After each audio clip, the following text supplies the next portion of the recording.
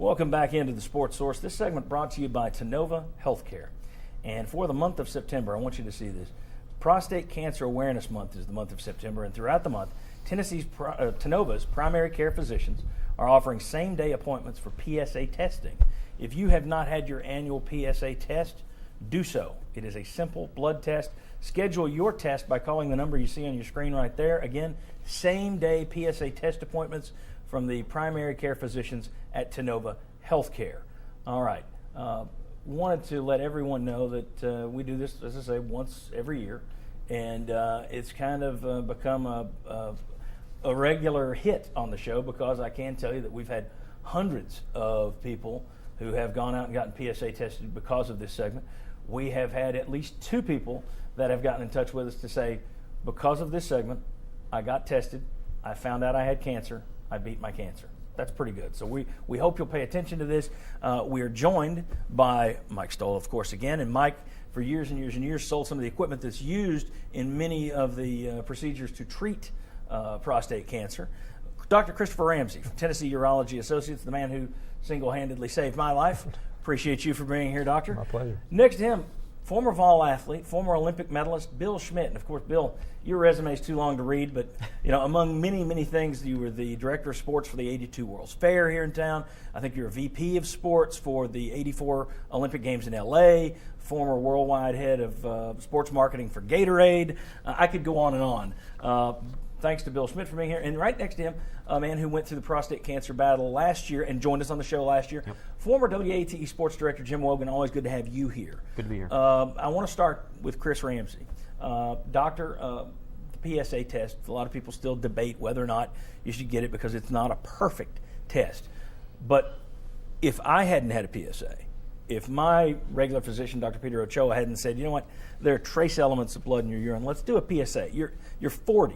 You shouldn't have it, but let's do it. If he doesn't do that and I don't do the PSA, I'm not here. So your thoughts on PSA testing and why people need to do it, even though there's some controversy about the test itself. There is quite a bit of controversy with PSA, and there are actually new recommendations on how you should get your PSA now. And now they say at 55, if you don't have a high risk of prostate cancer, you need to get your PSA starting at 55, which is a change from 50, and then stop it at 70 if you don't have a rising PSA. So if you have a family history or if you are at high risk, such as black men who are at higher risk for prostate cancer, you really need to get it done at 40. You didn't have a family history, so you're very fortunate. So some people may want to get an earlier one just to make sure we're not missing something. Yeah, I was very lucky and had a good team of doctors, yourself included, that helped catch mine early. Mike Stoll was one of the guys I turned to when I first found out about this, and Mike helped get me to you. Mike, a lot of people still get a little squeamish about the rectal exam that nobody wants, but the PSA itself is a blood test. You, in your previous line of work, dealt quite a bit with the NFL. I know they were trying to do a push called Know Your Stats, with trying to, macho up the idea of getting this test because there's nothing to be squeamish about. Yeah, there's nothing to be squeamish about it, and the odds are breast cancer, 1 in 8 women will have be diagnosed with breast cancer. Prostate cancer, 1 in 6, 1 in 4 African Americans, right? So if you look at the 32 newcomers that come into the roster this year, 5 or 6 of those guys could end up having prostate cancer. So it's a serious thing, and it's something that guys are macho. We don't want to talk about it, but at the end of the day, you want to be able to go out there and say, hey, this is something that we need to be aware about. We need to look at, and it's a blood test. It's not anything difficult. 3 years ago when I went through it, I came on the show and told you that guys can get it even at a young age, even at 40. The next season, talking about the macho thing, Carson Newman football coach Ken Sparks joined us to talk about his battle with prostate cancer and how he really just kind of thought this could never happen to me. I'm a football coach, not going to happen. And then last year we had Jim Wogan, who we'll talk to here in a second. This year we have Bill Schmidt. And Bill, I wanted you to have a chance to share your experience, what you went through, and how you caught it, and also tell the folks at home, the men at home watching, why they needed to get on top of this thing. Yeah. Well, I started early at having physicals. Through corporate America, you're required to get a physical if you're here. So as a matter of a blood test, it was, well, we'll do a PSA, early, late 30s, early 40s. and noticed that there was not necessarily a high number in the PSA. And again, I'm thinking PSA, I don't have to worry about that. That's something you worry about when you're over 70, 75 years of age. So I kept tracking it in Chicago, et cetera, and it went from 3.5, 4, 4.5, 5, 5.5, and it got to 6. And at that point, I left the company I worked for, Gatorade and Quaker Oats, and became the CEO in Orange County, California for Oakley. And while I was out there, I had to take another physical. And the urologist said, I think it's, there's a pattern here. It continues to increase. And again, there wasn't science based on whether the PSA was a correct indicator or not. I said, sure, what do we have to do? And he said, well, let's take a biopsy. And I was a little squeamish about that. But when it comes to your health, and it comes to your life, you want to be around for your family and your kids and grandkids, you go ahead and do it. And I remember the meeting, he goes, well, how do you want to handle this? And I'm going, handle what? He even didn't even mention the C word. He said, well, you have a tumor. And I said, well, and so I went off on a 1,500-mile Harley ride up the coast, Washington State, into Yellowstone, down to Sturgis, and came back. I already scheduled the procedure. Had a friend who was an anesthesiologist and said, I want you to look at another procedure. And I think the key thing is, once you're diagnosed, become well educated as to what your choices and options are. Because what's right for somebody else isn't necessarily right for you. Where you are, how old you are, what your Gleason scores are, and it worked great for me. I had to see radiation implants. I have an identical twin. I told him to continue to watch. 5-6 years later, he had the radical done. So it's not a death sentence by any stretch of the imagination. Yeah. And I think early on, 15 years ago, that was the mindset. Oh, I've got cancer, I'm really in trouble. Yeah. In this day and age, the medicine and the procedures in the last 5 years have come light years around with robotics and everything else that's done.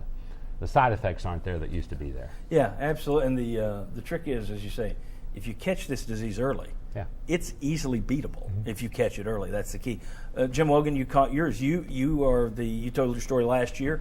Just kind of refresh people's memory of this, because a lot of guys out there, some folks don't have prostate issues, and God bless them, they're very lucky.